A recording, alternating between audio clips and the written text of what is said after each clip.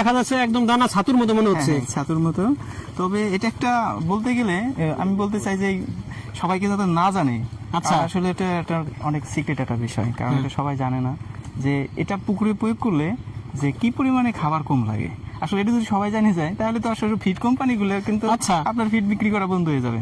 তো যা হোক, এখন আমি যেহেতু আরো মাছ চাষি আছে সবাই যাতে উপকার পায়, সেই জন্য আমি সবাইকে বলছি যে এই ফিশকিংটা হচ্ছে এমন একটা উপাদান, আসলে এটা 10 কেজি খাবারের সাথে মাত্র 50 গ্রাম পরিমাণ মিশায় তারপরে আমি খাবারের সাথে প্রয়োগ করি।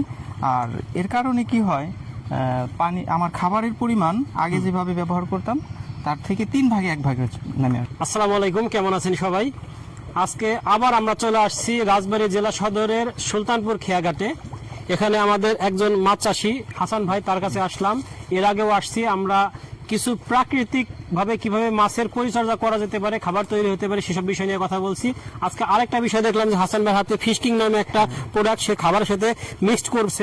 এখন আমরা দেখি আসলে বিষয়টা কি। হাসান ভাই, এটা আসলে কি বিষয় বলেন তো একটা?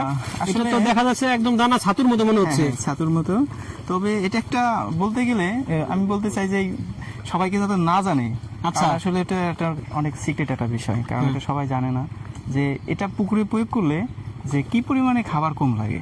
আসলে এটা যদি সবাই জানে যায় তাহলে তো আসলে ফিড কোম্পানিগুলো কিন্তু আপনার ফিড বিক্রি করা বন্ধ হয়ে যাবে।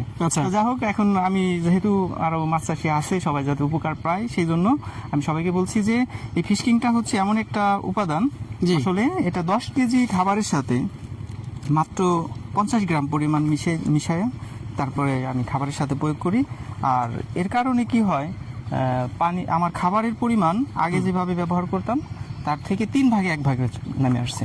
3 ভাগের 1 ভাগ কিভাবে সম্ভব এটা? আসলে কিভাবে সম্ভব, আসলে এটা আসলে আপনি দেখেন যে আমার পুকুরের অবস্থাটা কি এখন। আসলে সকালে তো এই জন্য পানিটা একটু হালকা সবুজ, কিন্তু এটা যখন সূর্যের আলো পড়বে আস্তে আস্তে তখন এই পানিটা আরো গাঢ় সবুজ হবে এবং উপরে শ্যাওলা দেখেন যে পুকুরে একটা হালকা শ্যাওলার আবরণ দেখা যাচ্ছে।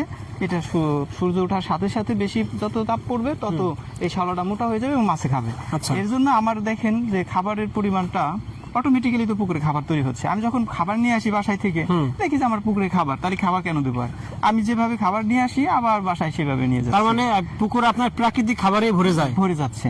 এই জন্য আর আমাকে বাড়তি করে এক্সট্রা ফিড দেওয়া লাগে না, ফিড দিতে হচ্ছে। এখানে আপনি কি কি মিক্স করছেন, কোন কোন খাবারটা দিবেন? এখানে আছে আমার ফিড আছে আর হলো খোল আছে। 3-4 দিন আগে খোল ভিজিয়ে রাখছিলাম, তার সাথে আমি সকালে কিছু পরিমাণ ফিশকিং দিবেন 50 গ্রাম পরিমাণ। হ্যাঁ, আমি আরো একটু দিয়ে দেখাচ্ছি যে অল্প পরিমাণ, এটা অনেক কম লাগে পরিমাণে।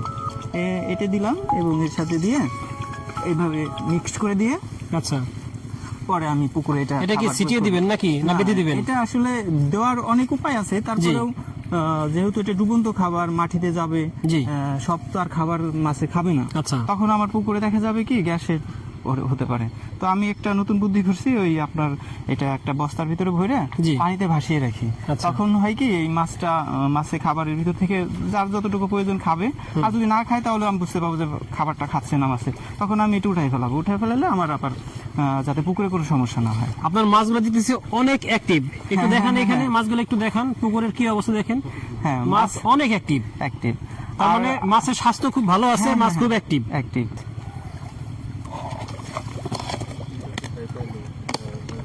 হাসান ভাই, একটা কথা বলেন যে এই ফিশকিংটা মূলত আপনি কোথায় পাইছেন বা কিভাবে আনছেন? আমি আসলে আমার পুকুরের যে কোনো বিষয়ে সমস্যা হলে আমি আমার বড় ভাই সবুজ ভাইয়ের সাথে যোগাযোগ করি। ভাইয়ের কাছে অনেক প্রোডাক্ট আছে অ্যাকোয়া বায়োটিক কোম্পানির। তো আমার এর আগে যে সমস্যাটা হয়েছিল পুকুরে, তখন আমার মাছ ভেসে গেছিল, গ্যাস হয়েছিল। পরে ভাইয়ের সাথে যোগাযোগ করার পরে ভাই আমাকে দিয়েছিল সয়েল পাওয়ার আর গ্রো ফার্স্ট। এটা প্রয়োগ করার পরে আমার সেই সমস্যাটা কেটে সমাধান হয়ে গেছে। এখন যে কোনো সমস্যা হলে আমি সবুজ ভাইয়ের সাথে যোগাযোগ করি, ভাই আমাকে মোটামুটি ভালো একটা সমাধান দিয়ে দেয়।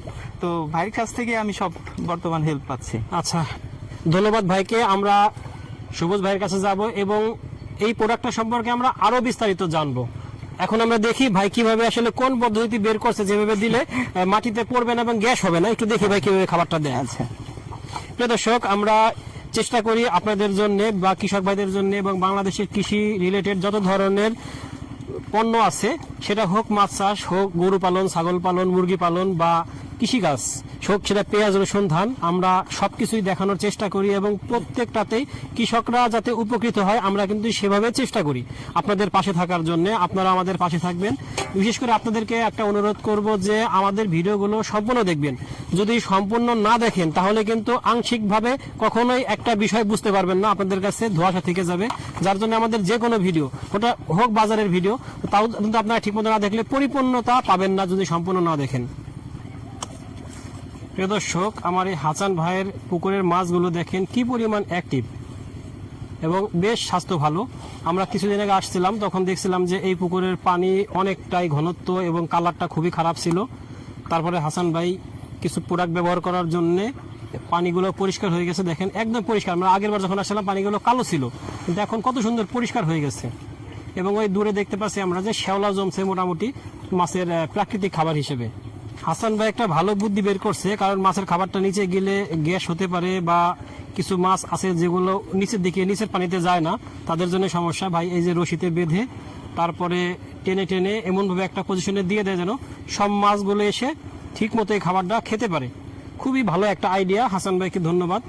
আর আমরা এখন এই পর্যায়ে যাব খলিলপুর বাজারে। প্রিয় দর্শক, আমরা এই পর্যায়ে আসছি খলিলপুর বাজারে। খলিলপুর বাজারে মেসার জোরদার অ্যাগ্রো অ্যান্ড ফিশারিজের মালিক সবুজ জোরদারের কাছে, তার কাছ থেকে আমরা জানি এই যে এখানে ফিশকিং নামে যে একটা প্রোডাক্ট আমরা দেখাইছি হাসান ভাই পুকুরে ব্যবহার করছে এবং ফলাফল ভালো পাইছে।